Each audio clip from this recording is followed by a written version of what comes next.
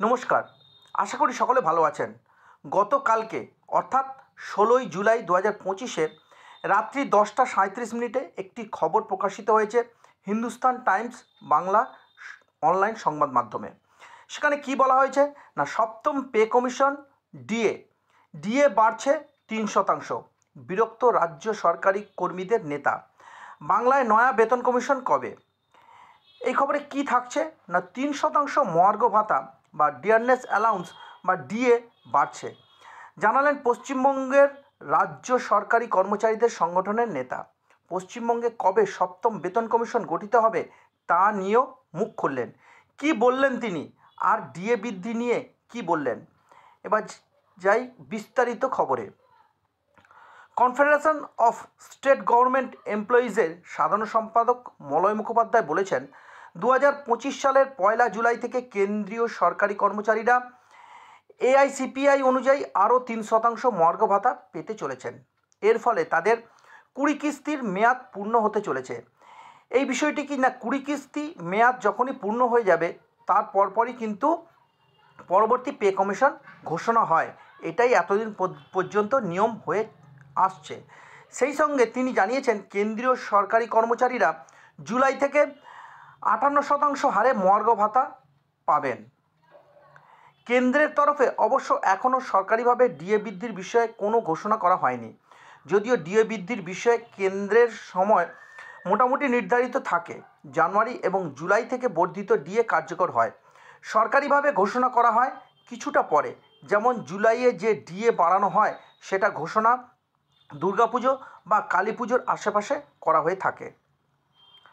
সংশ্লিষ্ট মহলের ধারণা, জুলাই থেকে যে বর্ধিত ডিএ কার্যকর করা হবে তা সপ্তম বেতন কমিশনের আওতায় কেন্দ্রীয় সরকারি কর্মচারীদের শেষ কিস্তির মহার্ঘ ভাতা হবে।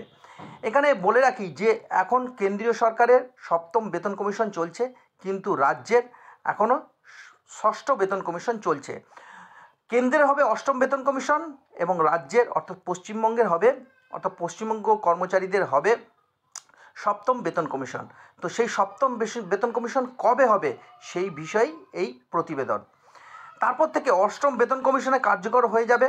ইতিমধ্যে অষ্টম বেতন কমিশনে ঘোষণা করে দিয়েছে কেন্দ্রীয় সরকার। সব কিছু ঠিকঠাক থাকলে ২০২৬ সালের ১ জানুয়ারি থেকেই নয়া বেতন কমিশনের সুপারিশ কার্যকরী করা হয়ে যাবে। পশ্চিমবঙ্গে নয়া বেতন কমিশন কবে গঠিত হবে তা নিয়ে অবশ্য ধোঁয়াশা আছে। কেন্দ্রীয় সরকারি কর্মচারীদের ক্ষেত্রে অষ্টম বেতন কমিশনের সুপারিশ কার্যকর হওয়ার আগেই পশ্চিমবঙ্গের সপ্তম বেতন কমিশন গঠিত হবে কিনা তাও স্পষ্ট নয়। পশ্চিমবঙ্গের রাজ্য সরকারি কর্মচারীরা এখন ষষ্ঠ বেতন কমিশনের আওতায় আছেন। পশ্চিমবঙ্গে সপ্তম বেতন কমিশন গঠনের প্রসঙ্গে রীতিমতো হতাশা প্রকাশ করেছেন কনফেডারেশন অফ স্টেট গভর্নমেন্ট এমপ্লয়িজের সাধারণ সম্পাদক।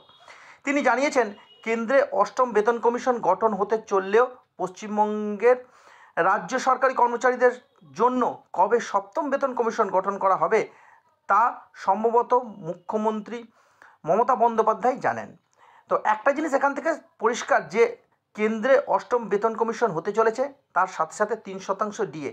এদিকে রাজ্য সরকারি কর্মচারীদের ক্ষেত্রে অর্থাৎ পশ্চিমবঙ্গের রাজ্য সরকারি কর্মচারীদের ক্ষেত্রে এখনও পর্যন্ত ষষ্ঠ বেতন কমিশনের আওতায় ওনারা আছেন। তবে সপ্তম বেতন কমিশন যেটা কানাঘোষা শোনা যাচ্ছে যে জানুয়ারিতে হয়তো লাগু হলেও হতে পারে, কিন্তু ডিএর ক্ষেত্রে অনেকটাই পিছিয়ে। সেক্ষেত্রে কি হয়, এছাড়া বকেয়া ডিএ পঞ্চম বেতন কমিশনের যে সুপ্রিম কোর্টের রায় ২৫% বকেয়া ডিএ দেওয়ার কথা ছিল সেটা কিন্তু এখনও পর্যন্ত দেয়া হয়নি। তো কবে সে বিষয়ে আলোচনা হয় বা পশ্চিমবঙ্গের অর্থ দপ্তর কবে এর নির্দেশিকা জারি করে তার দিকে আমরা সকলেই চেয়ে থাকলাম। সকলে ভালো থাকবেন, সুস্থ থাকবেন, সঙ্গে থাকবেন।